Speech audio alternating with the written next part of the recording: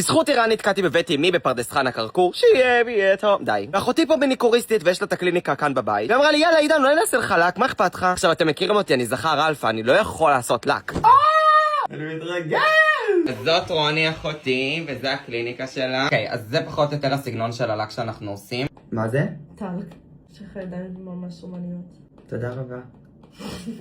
תרפה! אני לא יכולה ככה. אני מורפה! כמו צרפות שיניים.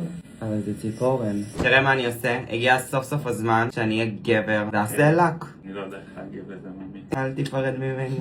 אוקיי, אז עכשיו עושים את המבנה האנטומיה של גריי. שורף? אם זה שורף. תוציא. זה לא שורף. נכון.